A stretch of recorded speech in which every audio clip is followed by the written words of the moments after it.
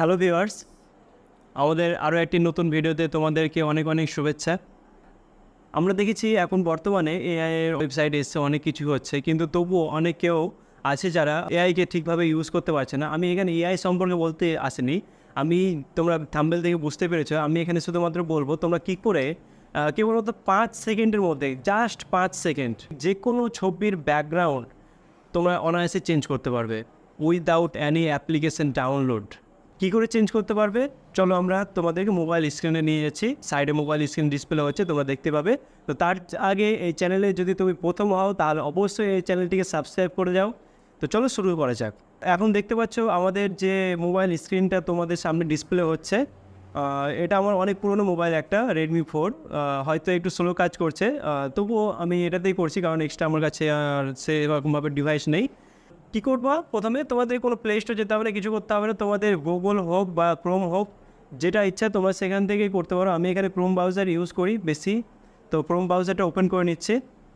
ঠিক আছে, এখানে তোমাদের কি করতে হবে, জাস্ট একটা কথা লিখতে হবে, বলে দিচ্ছি ভালো করে দেখো। REMOVE, remove.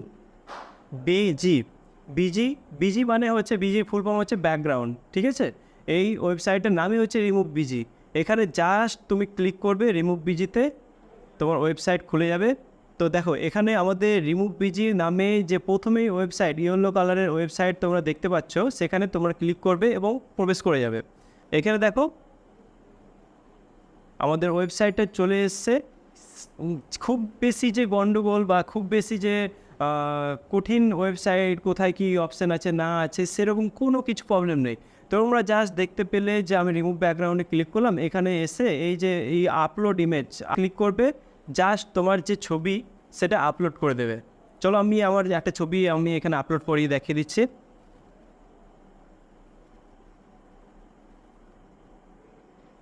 ব্রাউজারে ক্লিক করছি, এখানে ছবিটা ডিসপ্লে করছে না।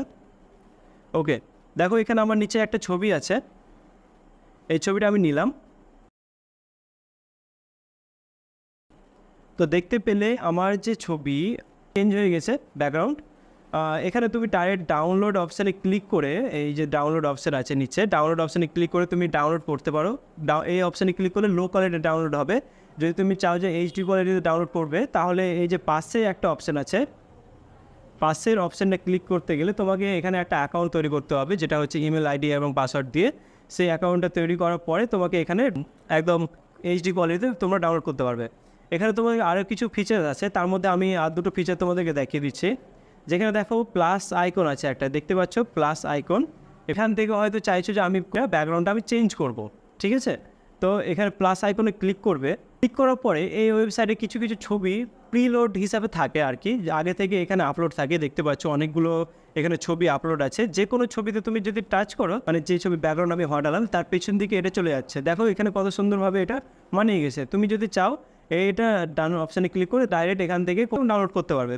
এবার তুমি যদি চাও যে না আমি আমার নিজের কোনো ছবির ব্যাকগ্রাউন্ড আমি এখানে ইনপুট করব, তাহলে কি করবে, এই যে প্লাস আইকনটা আছে এখানে, এই প্লাস আইকনে ক্লিক করে যে কোনো ছবি একটা এখানে নিয়ে আসতে হবে। কীভাবে নিয়ে আসবে, ধরো এখানে আমাদের চলে এসেছে ছবিটা, এই যে ছবিগুলো আছে আমি এটা নিয়ে নিচ্ছি। ছবিটা তোমাদের এখানে লোড হবে, লোড হতে টাইম লাগবে কারণ অনেক ছবি বড় সাইজ থাকে। আমারটা এটা মোটামুটি 5-6 MB আছে, একটু টাইম লাগছে লোড হতে। তো আমি একটু ফাস্ট ফরওয়ার্ড করে নিচ্ছি। তো দেখো মোটামুটি আমার ছবিটা আপলোড হয়ে গেছে এবং এখানে টাচ করার সাথে সাথেই দেখো আমার ব্যাকগ্রাউন্ডে আমি যে ছবিটা লাগিয়েছি বা আপলোড করেছি সেই ছবিটা এসে গেছে। অনেক সময় কি হয়, আমরা বিভিন্ন সাইবার ক্যাফেতে ছবি তোলার জন্য যাই, ব্যাকগ্রাউন্ডে চেঞ্জ করার জন্য সমস্যা হয়।